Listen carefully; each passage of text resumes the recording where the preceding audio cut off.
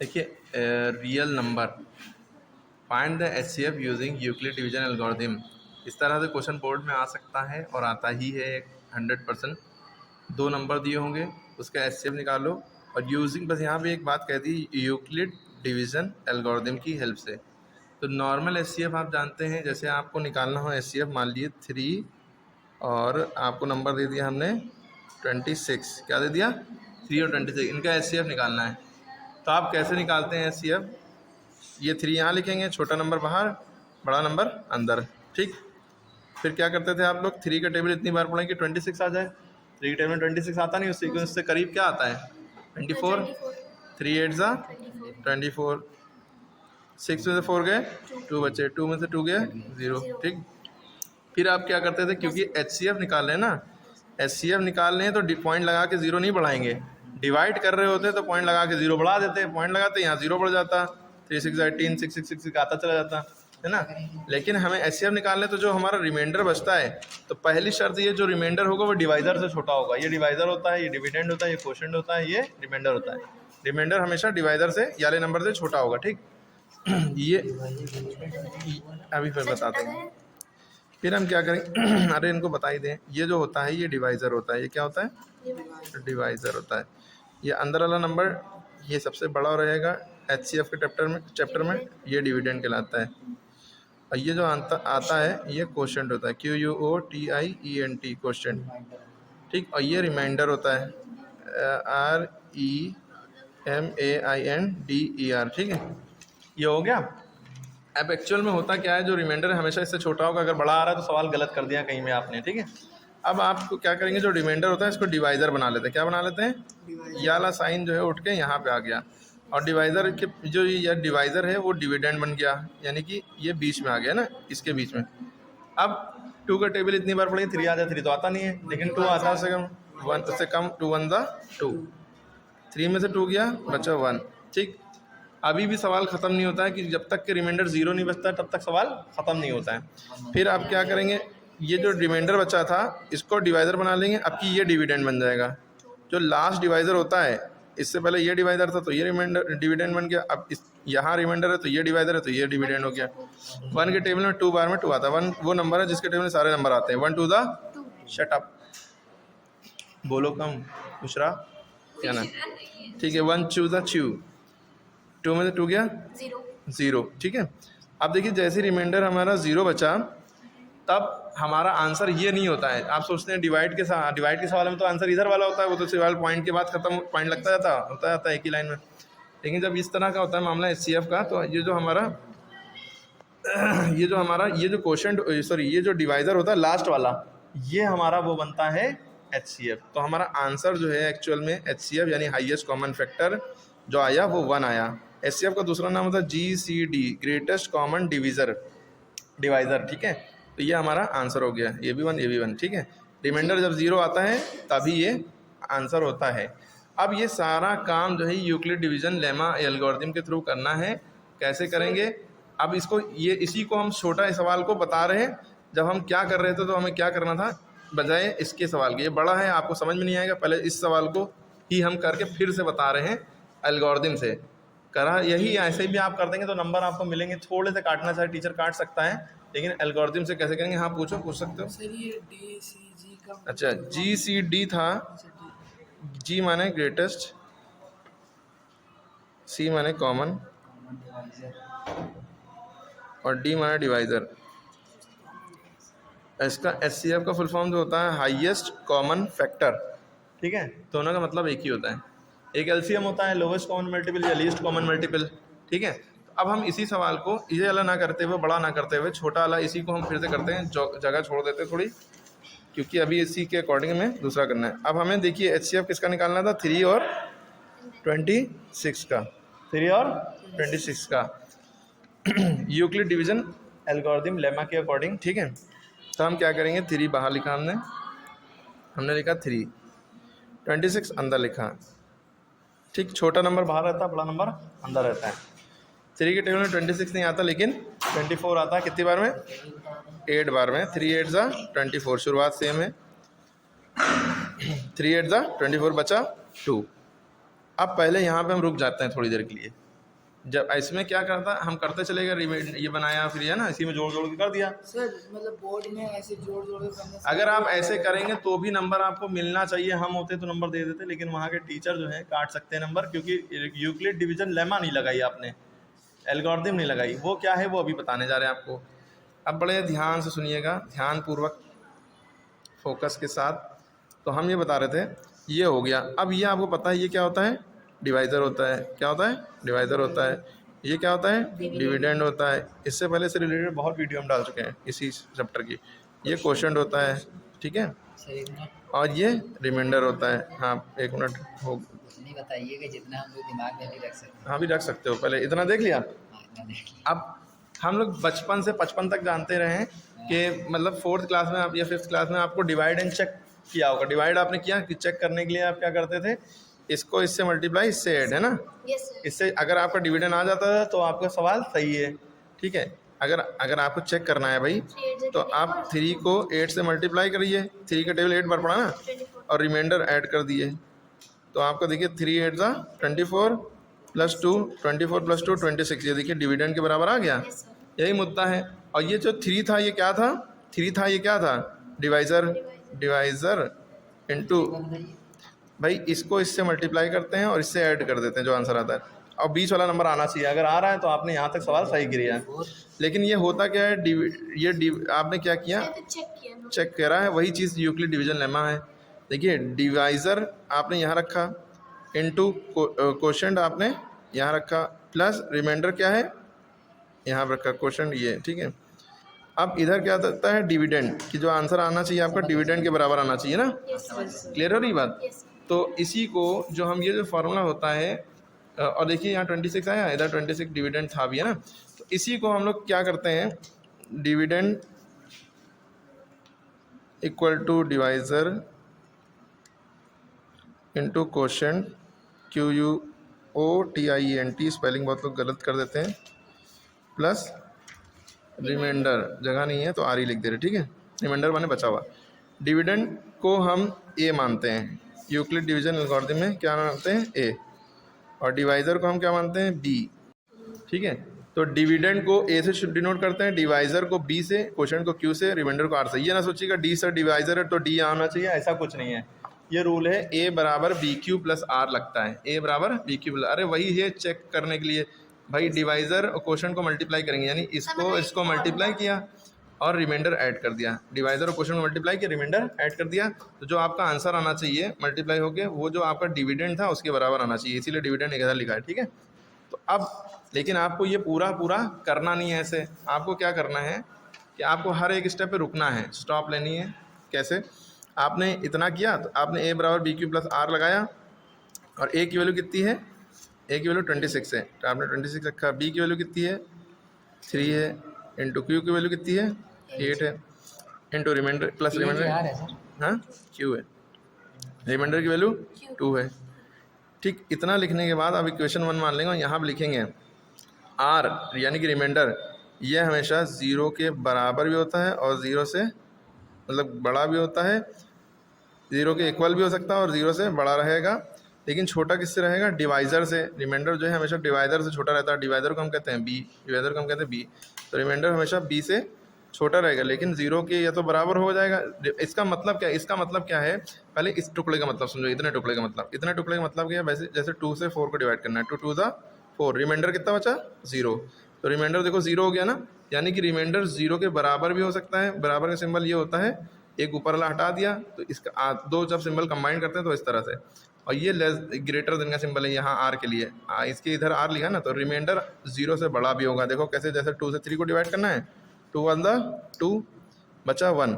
देखो रिमाइंडर जो है ये आया जो कि 0 से बड़ा है, तो रिमाइंडर 0 से बड़ा है ना। तो रिमाइंडर 0 से बड़ा भी होगा, 0 से बराबर भी हो सकता है कुछ केसेस में, लेकिन हमेशा किससे छोटा रहेगा रिमाइंडर, हमेशा देखो रिमाइंडर किससे, 2 से छोटा है, डिवाइज़र छोटा है। ये अभी भी 0 है तो डिवाइज़र छोटा है, कहीं भी कुछ भी रिमाइंडर आए इससे छोटा होना चाहिए, यानी b से छोटा होना चाहिए, तो हमने b से छोटा लिख दिया, ठीक है। ये कंडीशन हर बार आपको लिखनी है। फिर आप क्या करेंगे, जब आपने देखा रिमाइंडर जो है भाई 0 नहीं हुआ है ना, छोटा तो है चलो, लेकिन 0 नहीं आया, फिर आप क्या करेंगे, जो रिमाइंडर था वो डिवाइज़र बन जाएगा। तो आप क्या करेंगे, जो रिमाइंडर आपका 2 बचा था ये क्या बन जाएगा, डिवाइज़र। ये आप ना करिएगा, ये जो चीज़ है ये हमने समझाने के लिए की है। अब इसके बाद आप अगले स्टेप में, जैसे आपने यहाँ जोड़ जोड़ के किया था, 2 को यहीं डिवाइज़र बना दिया, 3 को अंदर उतार है ना, डिविडेंड बनाया।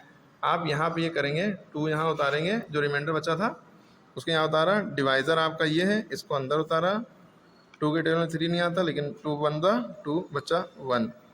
फिर आपने देखा रिमाइंडर फिर कुछ बच गया है ना, फिर आप यही ए बराबर बी क्यू प्लस आर लगाएंगे। क्या बनाएंगे, ए बराबर b q plus r, small capital कुछ भी लिखो। ए की वैल्यू क्या है आप 3, ए की वैल्यू 3 होगी, बी की वैल्यू क्या है, क्यू की वैल्यू क्या है 1, आर की वैल्यू क्या है 1। फिर आपने देखा ये वाली ब्रैकेट में कंडीशन लिखेगा कि 0 जो रिमाइंडर है वो आपका ग्रेटर देन 0 होगा और 0 के बराबर भी हो सकता है, लेकिन 0 से बड़ा भी हो सकता है, और हमेशा b से छोटा होगा। ये बात आपने लिखी।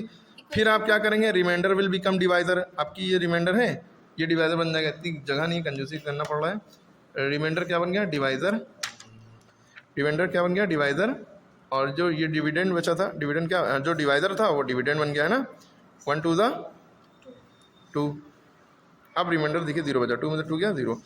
अब जब रिमाइंडर जैसे ही 0 बचता है, 0 आ गया, अब फिर से हम ये लिखेंगे ए बराबर बी क्यू प्लस आर। आप लिखेंगे ए बराबर, सर इसको इक्वेशन 2 मान लेंगे। हाँ इक्वेशन 2 इसको मान सकते हैं। ए बराबर इसी में ऐसे ही छोड़ देंगे, सॉल्व ना करने लगिएगा। बी क्यू प्लस आर लिखा आपने। अब वैल्यू पुटअप करिए। ए की वैल्यू क्या है 3, ए की वैल्यू 3 ए होगी, की वैल्यू 1 अरे सॉरी 2 है ना, इधर है ए की वैल्यू ए की वैल्यू 2 है, ये वाला 2 है ना। अब बी की वैल्यू क्या है 1, डिवाइज़र 1 है। क्वेश्चन की वैल्यू क्या आई 2। रिमाइंडर की वैल्यू देखते ही 0 देखी और खुश हो गए, अरे 0 की रिमाइंडर की वैल्यू 0, सवाल ख़त्म। लेकिन आंसर हमारा क्या आया, HCF क्या होगा, ये जो बी की वैल्यू आई है लास्ट वाली, यही जो डिवाइज़र होता है हमारा, जो लास्ट डिवाइज़र होता है यानी बी, वही आंसर होता है। तो बी की वैल्यू है ना, तो HCF हमारा हो गया 1, सवाल ख़त्म।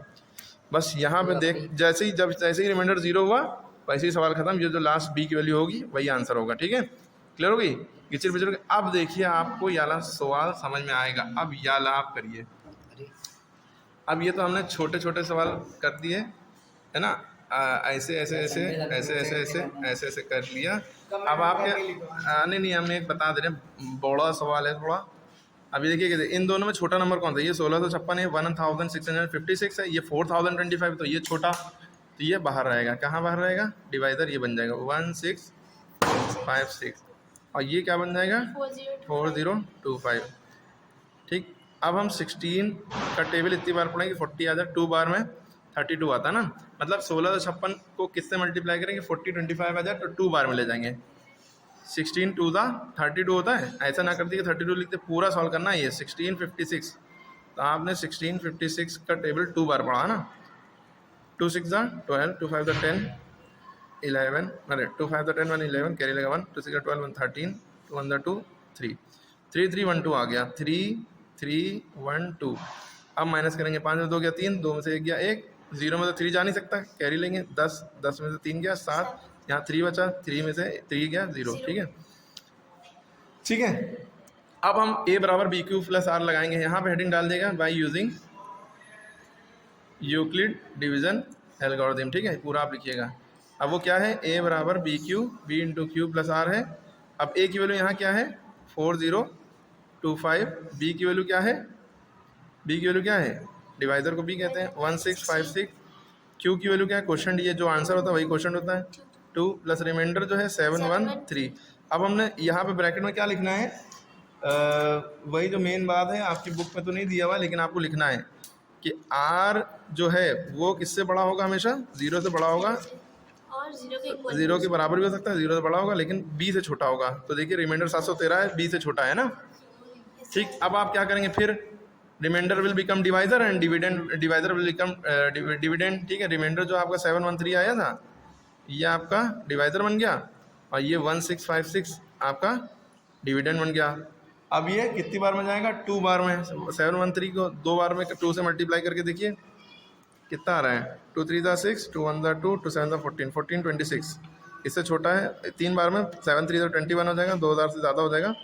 तो 14 26 आया कितने बार में, 2 बार में। माइनस करेंगे, 6 में से 6 गया 0, 2 5 में से 2 गया 3, हमेशा माइनस करते हैं डिवाइड में। ठीक है, 5 में 2 गया 3, 6 में से 4 गया 2, 1 में से 1 गया 0 लिखो चाहे ना लिखो, ठीक।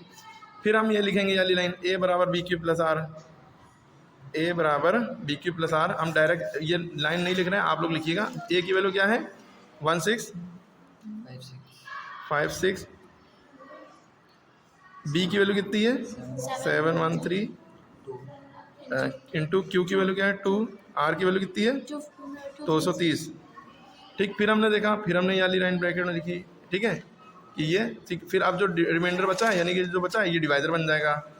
रिमाइंडर हमारा क्या बन गया डिवाइडर, 230 डिवाइडर बन गया। डिविडेंड क्या है हमारा, जो डिवाइडर था वो डिविडेंड 713 है ना। अब ये कितनी बार में जाएगा 2 3 सर 3 हाँ। तो अगर हम 2 बार में ले जाएंगे तो 2 द 4 4 होता है, 3 बार में ट्राई करके देख सकते हैं, एकदम उसके करीब जाइएगा। 3 बार में ले गए 3 0 3 2 3 3 9 3 2 6। बहुत से बच्चे सोचते हैं कि सर ये आप कैसे पता करते हैं कि 3 से करें 4 से। अरे सबसे जल्दी जल्दी मल्टीप्लाई करके देखा करो।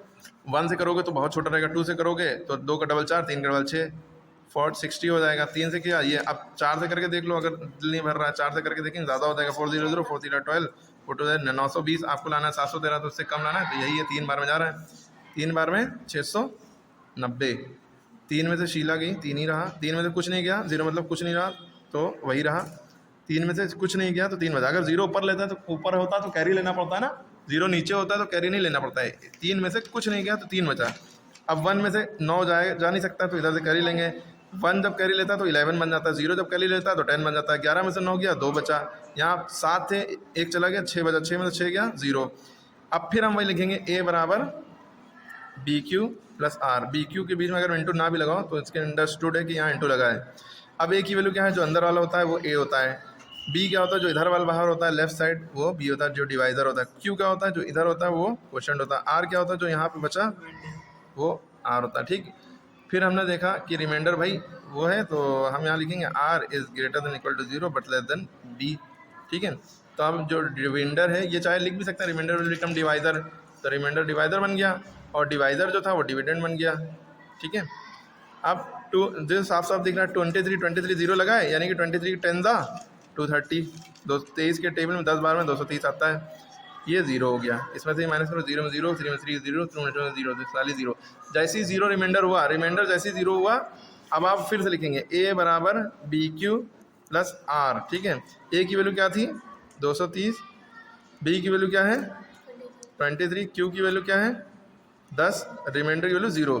जैसे ही रिमाइंडर 0 हुआ तो आपका आंसर क्या आ गया, HCF क्या आ गया, डायरेक्ट लिख देंगे 23, जो लास्ट HCF और जो लास्ट b की वैल्यू होती है वो HCF होती है, ठीक है। तो ये ऐसे सवाल करने हैं सारे, ठीक है। क्लियर होगी बात, पिक्चर हुआ है लेकिन आपको समझ में ज़रूर आया होगा। एक SW होमवर्क दे रहे हैं जो आपको करना है और वो सवाल है फाइंड द HCF निकालना है 196 और 382, इनका HCF निकालिए, ठीक है। अगला सवाल है, अगर नहीं करेंगे कोशिश नहीं करेंगे तो कभी नहीं आएगा। 4052 एंड 12576 12576 एग्ज़ाम बोर्ड में इनमें से एक फंस सकता है, ठीक है। वो समझ में आ गई बात। उसके बाद जो है 1152 1664 1152 1664, ये 3 सवाल आप लोग कर लीजिएगा, इनमें से फंस जाएगा आपके बोर्ड में इंशाल्लाह, ठीक है। और कहिए दे दें, नहीं सर बस मैं इतना कर लीजिएगा। एक और ले लो, अब दिल, अरे अब दिल नहीं भर रहा है। 505 एंड 25 20, ठीक है। एक और कर लेना, एक और दे दें, नहीं सर नहीं। ठीक है इतना कर लीजिएगा, ठीक है। इन लोग माने रहे आप लोग लेकिन पढ़ने वाले बच्चे हैं, ये सब सवाल करिएगा, ये सारे सवाल एक ही जैसे हैं, ठीक है। ये सब करिएगा, ठीक है। That's all, thank you.